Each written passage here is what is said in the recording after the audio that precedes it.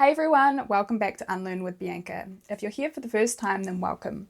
On this podcast, we explore everything around self-healing, health, personal growth, the mind-body connection, relationships, and everything else.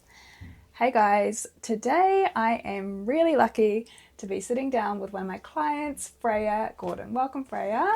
Thanks, Bianca. I'm super excited to be here. It's so nice to have you here, considering that this is our first time in-person meeting. I really appreciate you coming to have this conversation today because I know it's going to be really beneficial for a lot of people. Thank you. I'm actually very excited to be here because since I started feeling really great, which we'll obviously go into, I've wanted to explore sort of putting myself out there a bit more and especially chatting through my experiences. But then when we started talking about podcasting and you said, I don't like to ask people in case they don't want to share their story, I was like, pick me. Yeah. I'm keen to come and chat about my experience. I was stoked because obviously you asked me as well, and we're going to record another podcast after this, but I'm always conscious that sometimes with people's health journey, although they have such a positive experience, it can be such a personal thing to navigate. Do you want to just take some time to introduce yourself, and where you're at in life? Yeah, so quick introduction. I live in LA. I'm based there. I've been there for 2.5 years, but originally I'm from Hawke's Bay, New Zealand, and I made the move there for work, and that was probably, we'll go into this like when we chat more about my symptoms and things, but it was probably about a year ago that I relapsed into more symptoms. So living in LA is a pretty tricky place when it's chaotic, when you're not feeling your best. So now I'm back to thriving there, which I love. And what else? I guess I am in marketing.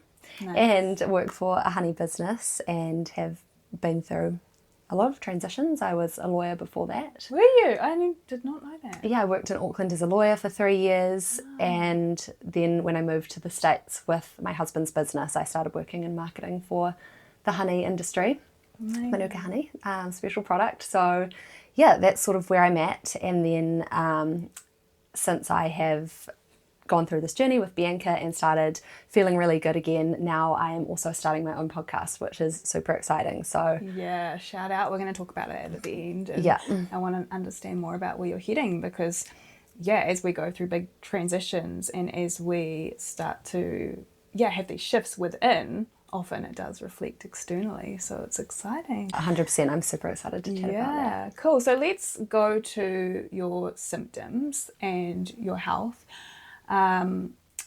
At maybe some of your lowest points, what was it looking like for you? What were the symptoms? What were you dealing with so that people can get context as to what you've actually navigated and how far you've come?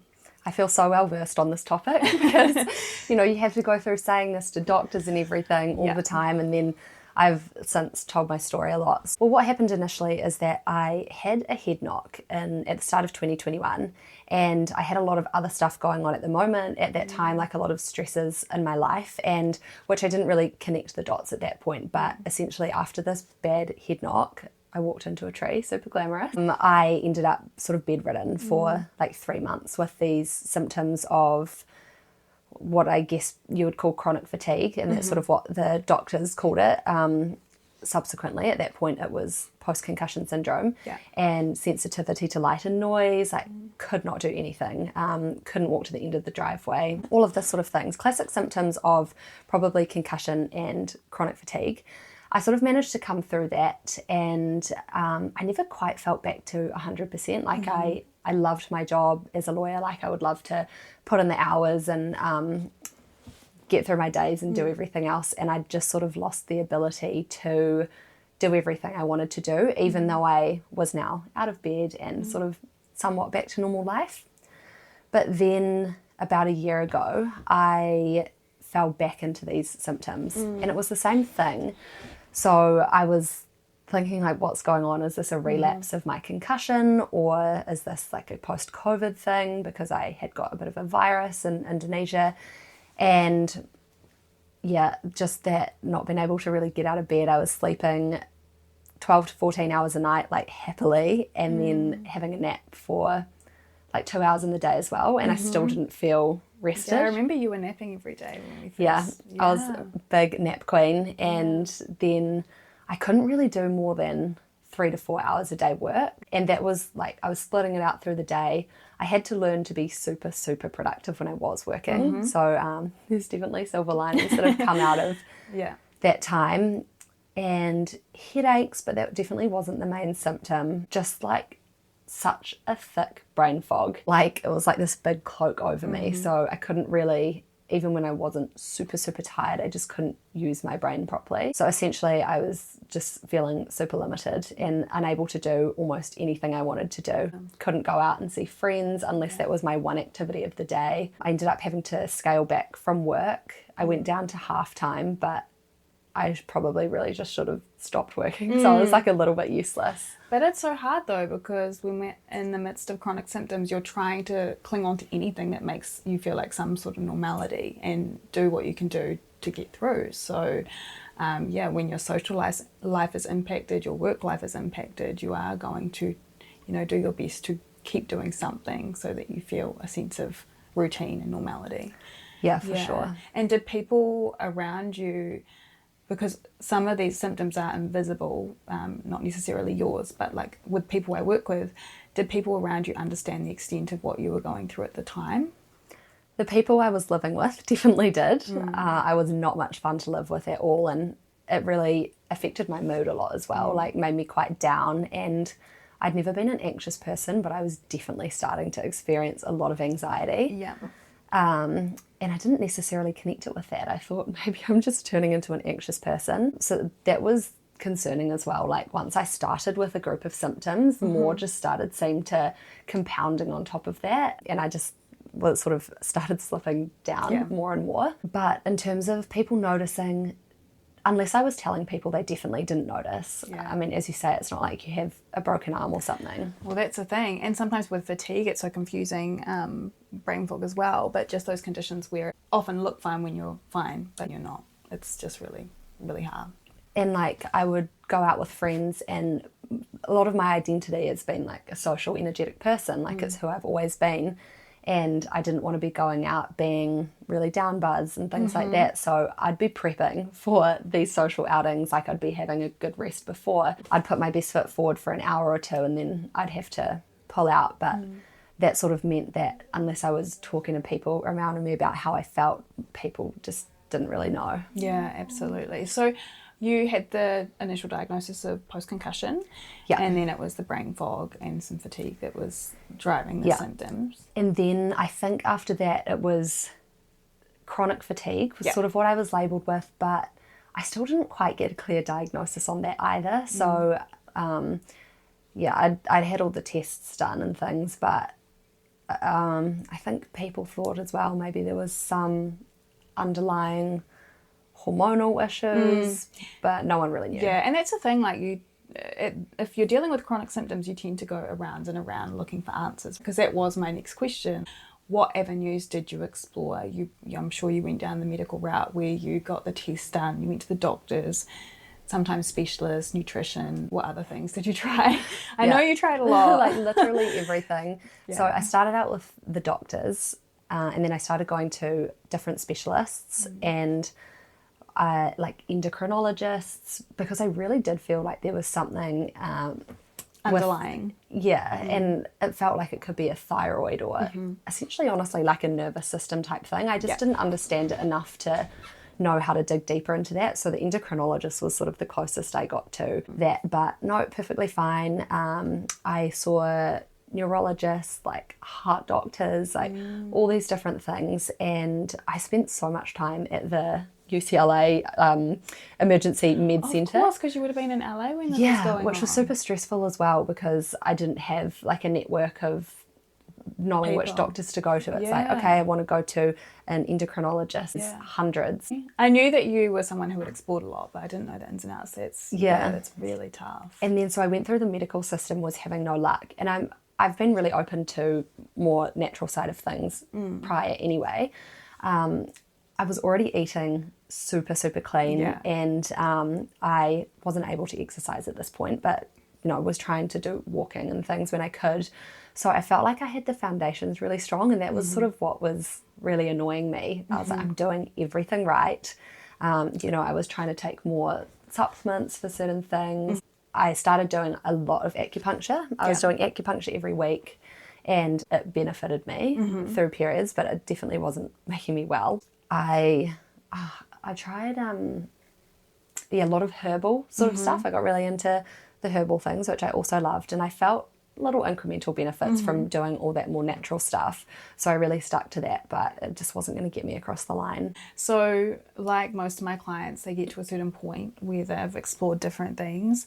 Usually the mind-body connection, specifically like brain retraining, regulating the nervous system, it's kind of like the last, not only is it the last piece, but it's the last thing that people come across, because unless you're in the realm or you have been told about it, sometimes can be quite hard to open up to this idea.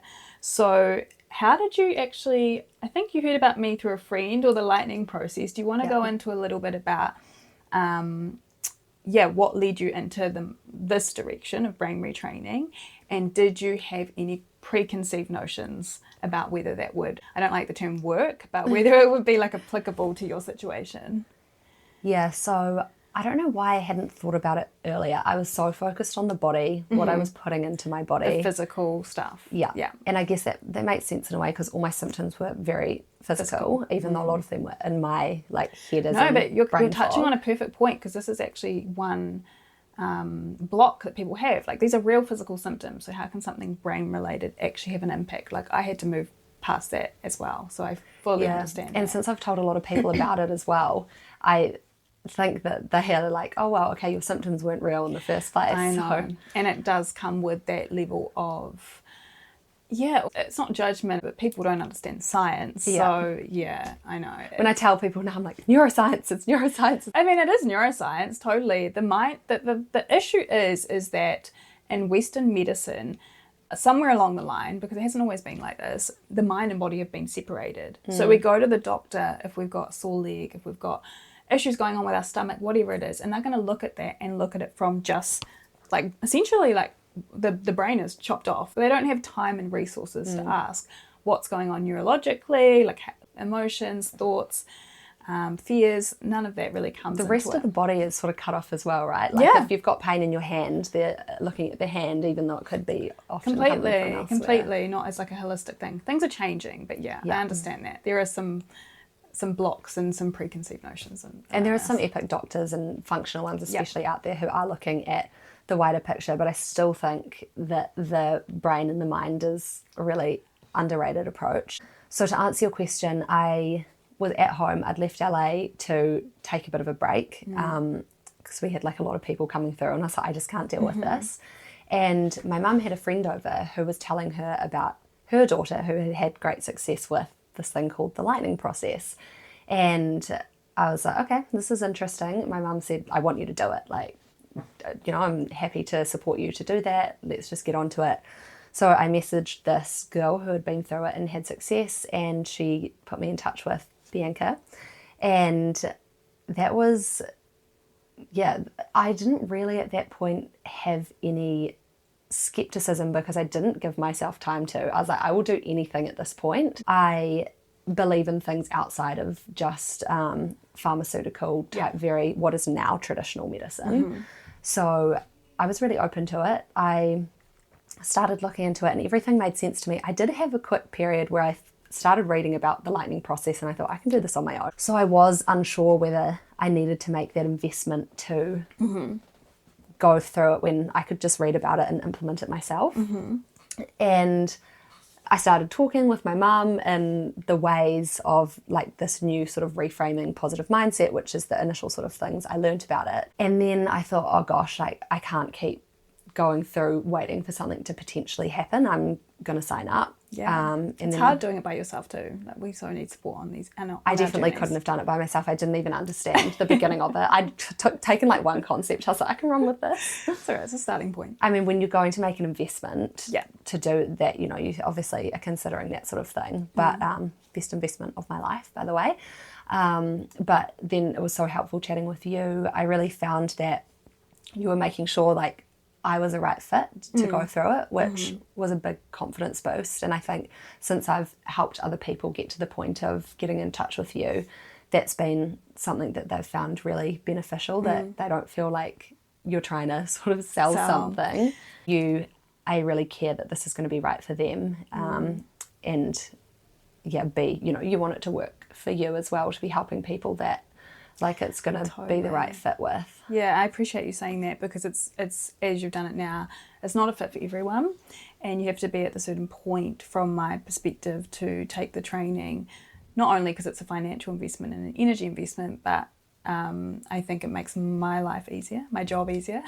Yeah. And they're, like my clients give 100%. So I need to know that they're ready and they're willing to get change. And sometimes people aren't, and it just takes a little bit of research or just sitting on it and then deciding. And I think that's really important. Yeah. And I obviously was ready at that point. Yeah, I feel like I came into it as primed as someone can be. I mean, you've actually probably seen more primed people, but like I felt like I had done everything. I was super open to different ways to heal the body, and I really believed in the power of the brain. It's actually funny, because the more that I went through the process with you and I started to see results, that's actually when my doubts started to creep in, when it was working. Yeah, and that's quite normal, and we'll talk about that, but that is, I think, your nervous system being so used to a particular state that when you get windows of change, it's like, oh, is this safe? Like, is this my new normal? I definitely think that's not spoken about enough. Actually, it does take quite a lot of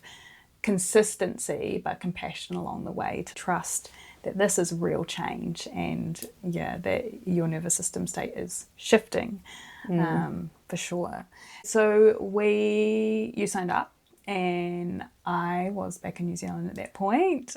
We swapped places. I think you were in overseas which was the perfect time to do the training. Yeah, that's actually something that I want to touch on as well, because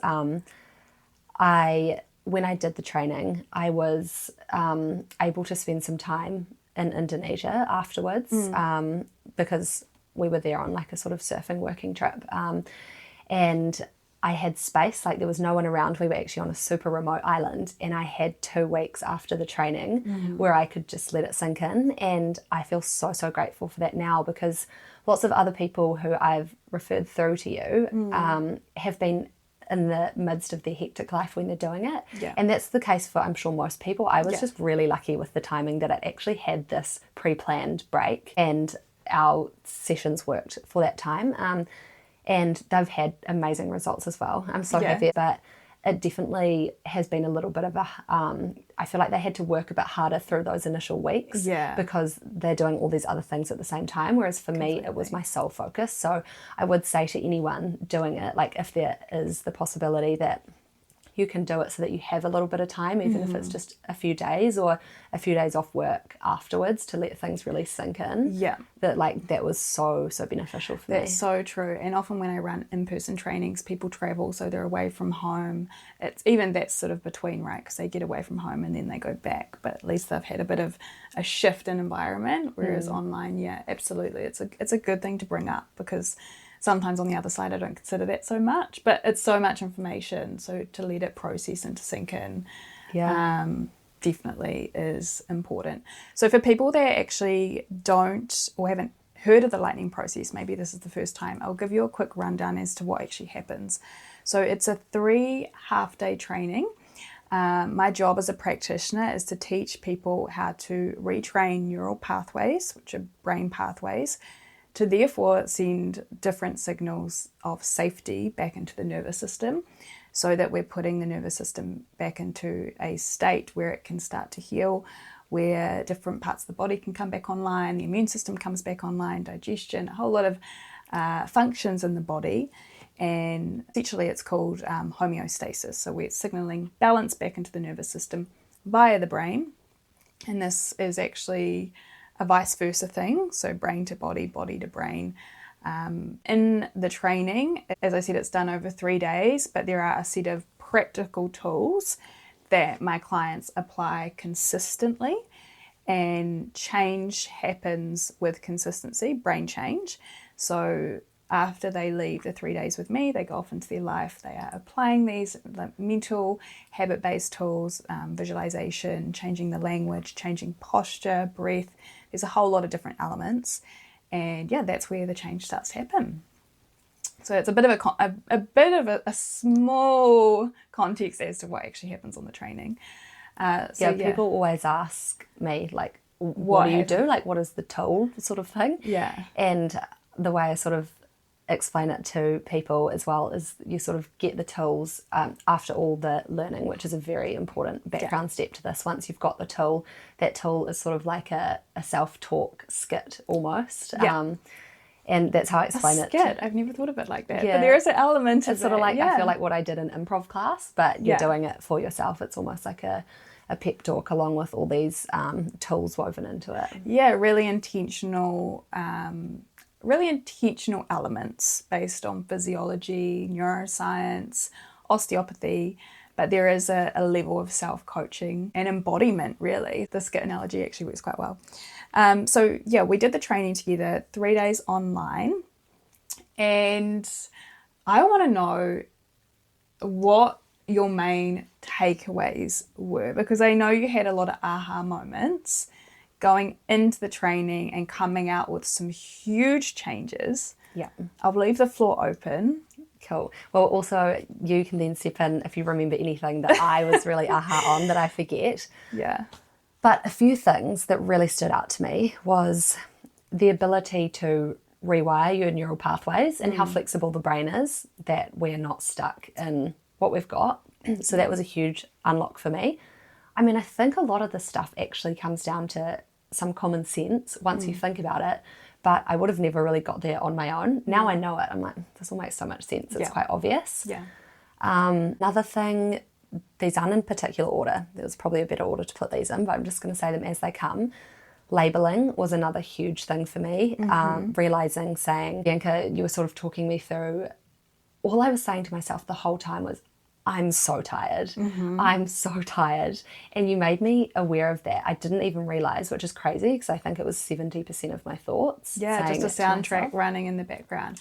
Yep. Of course, that makes sense, right? Because you had that experience. So the brain just comes in and starts looping with that thought. For sure. Or I have chronic fatigue is another like version of the labels. You saying you are something. I mean, obviously that can apply to outside just having a chronic condition. That can be like, I'm really shit at running or whatever that may be. Yeah. But that was a huge unlock for me to stop talking to myself like that. I think you were explaining to me, and you can jump in with the real sort of talk on it, but that it doesn't take yourself telling you something that many times for it to start becoming a pattern in your brain, even if you're not doing it intentionally.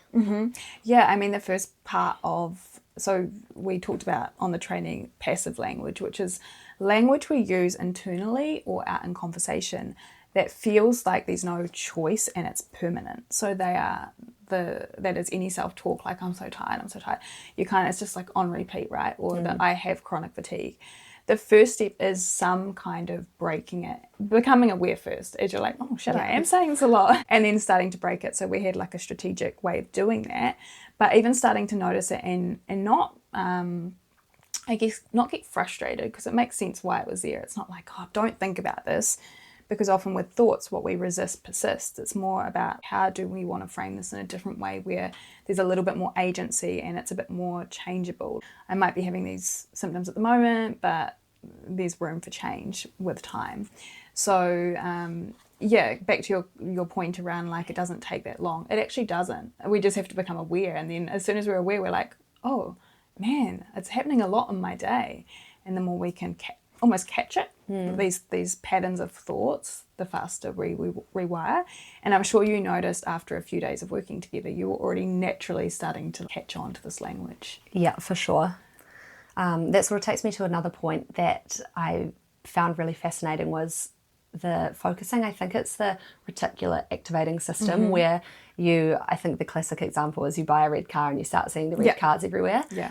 And you made me really aware of the fact that I was so focused in on all of the negativity really around having what I considered at the time like a chronic condition, and being so tired all the time and like noticing everything about that. And then also noticing things like I'm thinking so much about my sleep, because how much sleep I have is dictating my days. Focusing in on things that actually were really unproductive. And you told me the story about when you were doing the lightning process training about how they actually had a really good day. They came back and then they were asked like how their day was, and they said, oh, like this went wrong.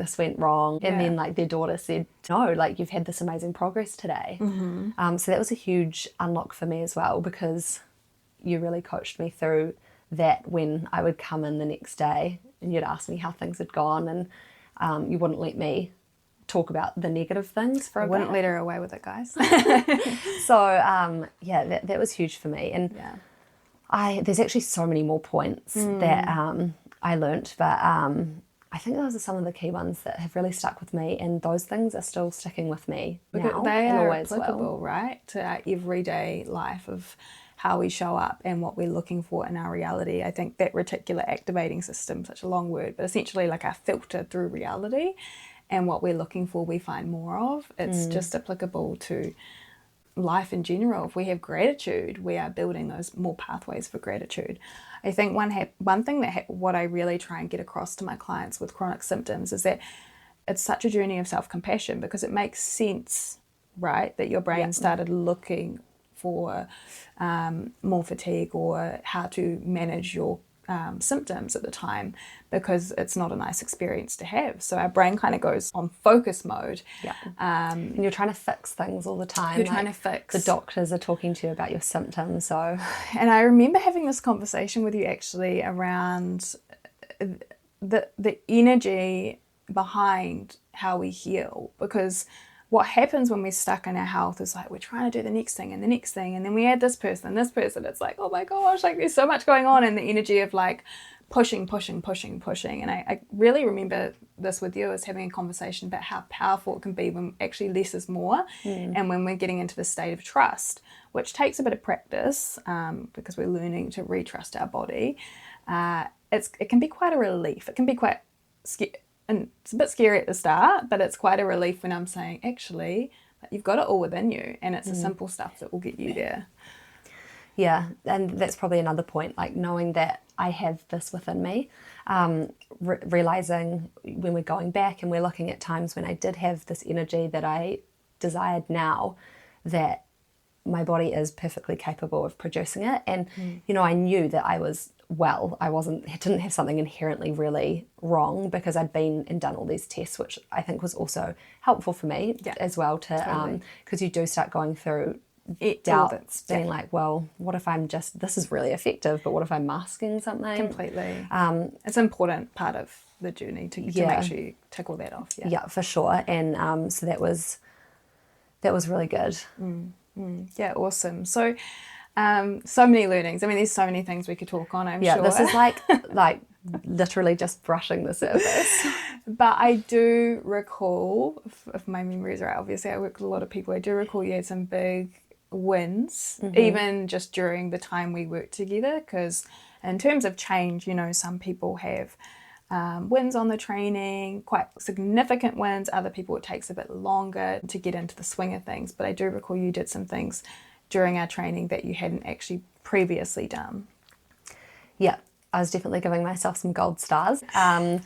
So I noticed that on the first day when we started to implement the tools and I'd learned all these things, I started practicing them and I noticed shifts right away. And I know that doesn't happen right away for everyone. And like with some of the people that I've referred, it's taken a little bit more time, whether it's a few more days or another week or two. But I felt like I had almost like this new way that was like having a coffee for myself, but without all the jitters and caffeine. Like I don't even drink coffee. So I started to be able to act more normally and live my normal life, honestly, those days just through the training. And so by the time I got to day 2, I was feeling that a lot more because we're building on the tools through the days.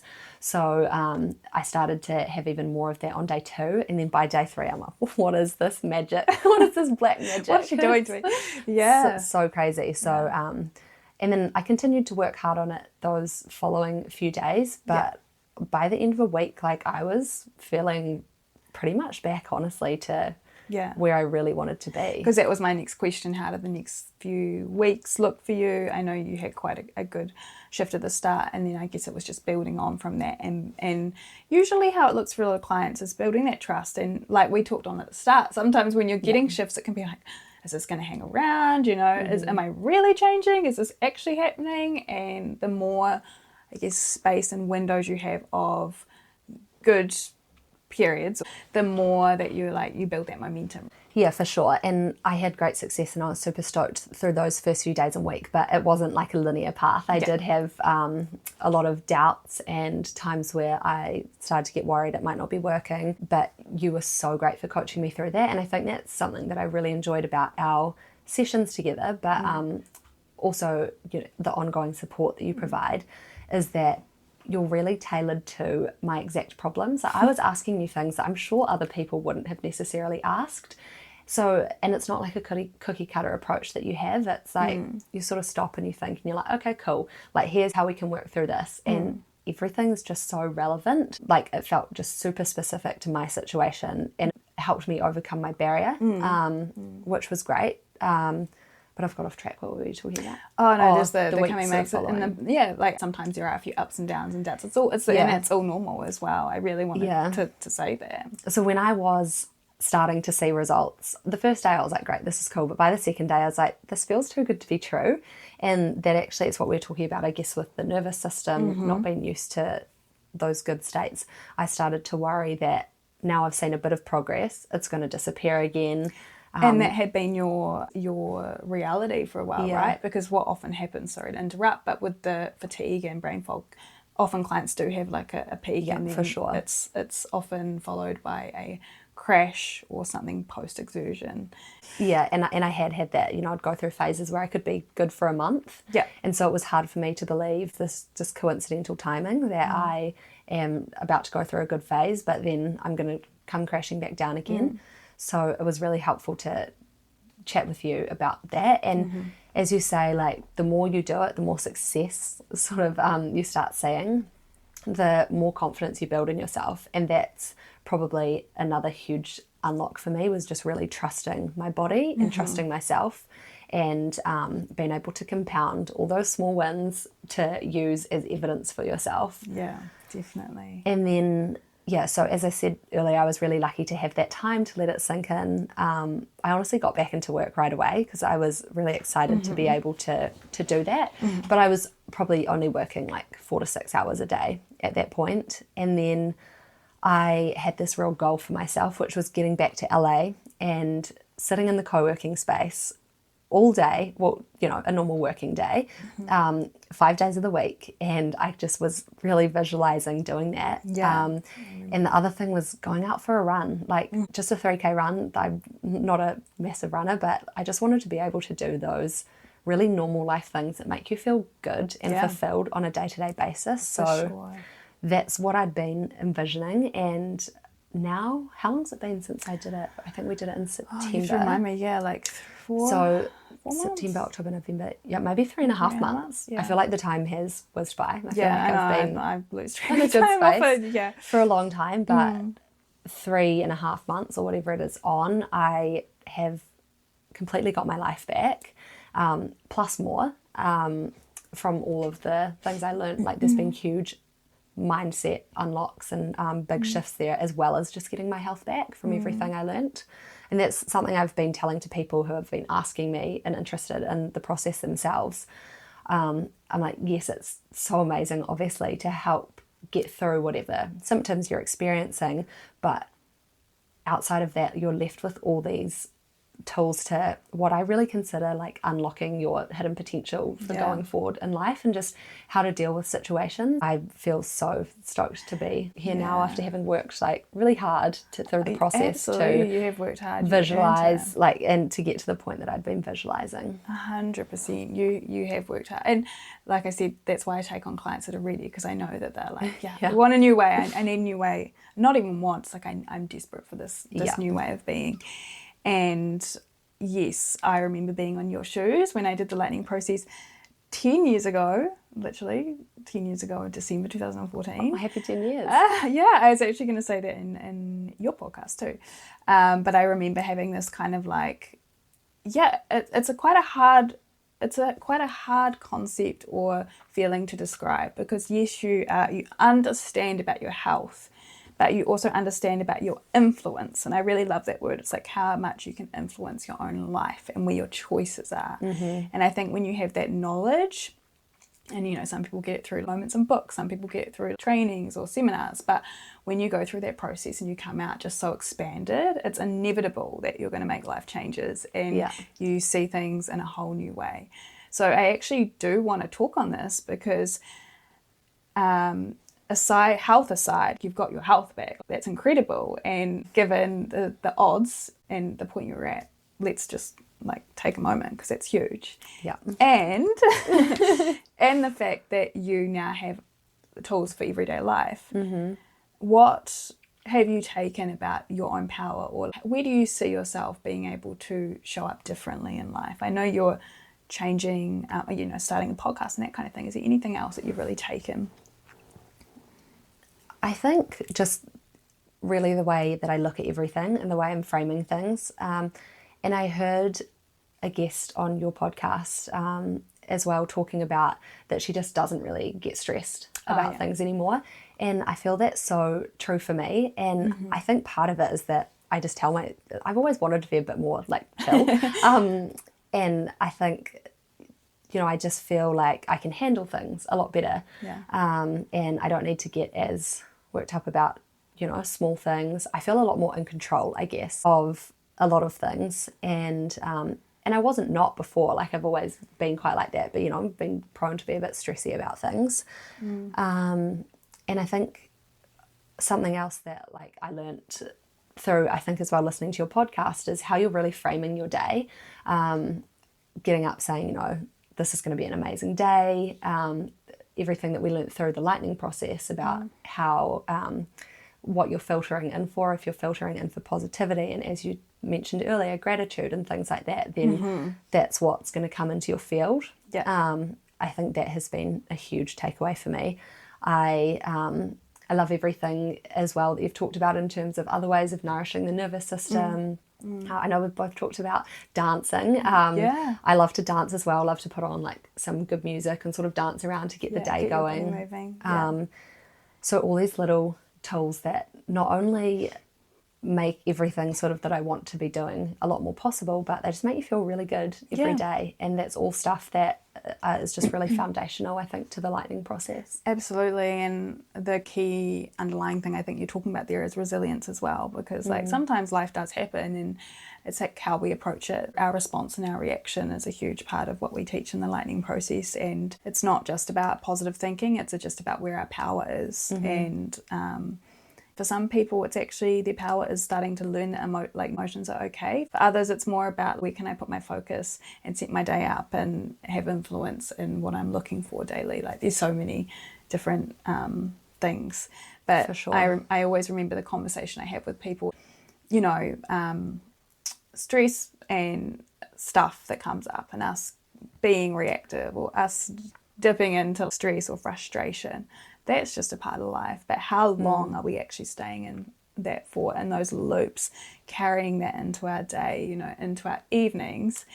And when you've got tools to mitigate that and actually shift that, that's where your power is. Exactly. And yet, to your point, like, there's all these great things to do to set up a day positively, but it's not about just trying to positively push your way through things. Like, a big learning for me as well has been through this process, like even before the lightning process, to really allow yourself to feel emotions that need to be felt and sort of work through that process. But as you said, with the looping, like, we can get stuck in things for days, weeks. Like, I can get annoyed at a person for so long, just thinking, oh, this annoying conversation. Like, reframing, okay, I've been annoyed, that's cool, but is this productive to carry on like this? Probably not.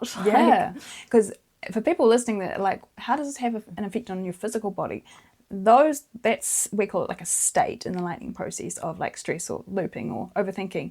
That's what we would tend to think of as a sympathetic state or a fight or flight response, because you're like getting in your head, you're looping around, and that changes the chemistry in your body. So that is how when we are really stuck mentally and emotionally, it can change our physiology, which then has an impact on our health over time. So yeah, it's just the big picture. Yeah, so much the mind and body, literally the whole thing. What advice would you give to someone who is currently watching this? They might be stuck with some ongoing symptoms, whether it be anxiety, fatigue, pain, IBS, there's a whole lot of other stuff, but they just feel stuck in their life. What would you say to them knowing that you've been in a position where you've felt stuck? I think the biggest piece of advice that I would give, which is what I have been giving to everyone, is if you have the resources and time to do the lightning process and you have been stuck in certain patterns, you've gone through a journey to get there and you're really ready to have this unlock, I could not recommend it enough. I'm not just saying that on the podcast, this is not a sales thing. I just it has impacted my life so seriously. So, and I know that at the start of the training, you say that this is going to be a really transformative moment of your life. And we laughed about that because you obviously have people being like, okay, here we go. First slide, yeah. Yeah, but it really has been. So I could not recommend it more enough. And I think, you're always available to chat with people and see if they're the right fit, because I know there's a lot of people out there who are like, okay, I think I could really benefit from this, who I've talked to, but I don't know if it's right for me. So just being able to, you don't need to make a commitment. You can even just start exploring something like that. And for people who aren't quite at that step yet, I honestly have just found going through listening to all your podcast episodes such a helpful base to just start. Even just going out, I know there's lots of amazing books and things on these topics as well, just starting to educate yourself a little bit more so that if it is something you want to pursue, you're well equipped to do that. And then, I guess just as well, not giving up any hope on yourself. I think something that was pivotal to my journey is that I was like, I know I'm going to get better. I can't be stuck with this. And it took me a while to get there. It took me a few years to find my jam and find the thing that really worked. But just keeping that hope going. And even when you have really shitty days, not thinking, okay, this is the end of it for me, knowing that there is something out there that is going to help you. Yeah, and it can be such an isolating experience when we're really stuck. And so I guess it's actively seeking people that have walked this before you, listening to Freya's story, or purposely looking for people that have moved through anxiety or people that have come to the other side of pain, and actually really, again, filtering, looking for that just to build that hope and inspiration, because I truly believe we're so powerful, whether it be working with me or doing whatever, but I do believe we have this capacity to change. It's just that sometimes we need people to support. We need that light, that guidance along the way. Yeah. And that confidence boost as well, that other people are coming through their stuckness or whatever it may be. So I liked what you said about filtering into people who have had success moving through something. Even when I was doing the lightning process and I was getting all these results, I really still wanted that confidence that other people have got through it. So I was listening to a lot of those stories and I found that really helpful as well. I know you've talked about before that Facebook groups or something of people who are stuck in symptoms can be a bit of a dangerous place to be, because everyone's a bit, down in the dumps or whatever that may be, because it's such a hard place to be. So making sure that you're surrounding yourself with some really uplifting, positive influence as well of people who have made it through to the other side. Absolutely. And thriving. I agree with all of the above. The last question for you is, what does life look like now? What's happening for you? I know you got your podcast happening, and how is life different? I just feel so grateful that I am able to be normal, quote unquote, healthy and vibrant. Yeah, just what is my sort of status quo. Actually, I feel like I'm above where I was, which is really exciting, but I'm just able to wake up in the morning and go to work and go see some friends if I want to do that, and that's just such a great feeling. So back to thriving in LA and loving being there, able to work my job, which is hectic, but I love it, and able to put in as many hours as I wanted to that. I love working and being able to do that, so That's been a big unlock for me. And also, as Bianca has alluded to, I have recently started a podcast. So that's something that I have, not the podcast specifically, but I've always sort of dreamed about able to be helping people as well, and being able to have a platform to do that. I really love connecting with people and chatting, and so it felt like a great expression of that. And so my podcast is also about making shifts, but particularly career transitions. So really excited to dig into that. I'm hoping to launch in about February. Yeah, cool. We'll put when this comes out, I'll make sure I put the link to Freya's podcast in the show notes. Yeah, it's called Good Shift Podcast. Oh, nice. So I've got an Instagram at the moment, so it's Good Shift Pod. So even if it's not launched, then you can find me there. I need to go follow. Yeah, cool. But yeah, I sort of just feel like I've really come into my own, unlocked a lot of these things that were potentially holding me back, and I think confidence in what I want to do. And I was reading your application form before, because I was like, what was, like, can you like I see don't so many even clients? I was remember like, what I wrote. what was Freya's original diagnosis? And I did actually read at the end, because it's like, what would you love to do when you get your health back? And you did say, like, do something in the health area, help people. So exactly what you're doing now, which we'll talk about soon again on your podcast. But I think we have these dreams, and it's actually having that confidence and courage and resilience which you're building to go after them and step into the unknown when it feels like a new territory. You know, it's really exciting. I feel like I have had so many takeaways from this whole process and my time with you, and even just your podcast, that I will take with me through life, which is pretty incredible. That's what I love as well, that I've got back to the state that I want to be in terms of my health.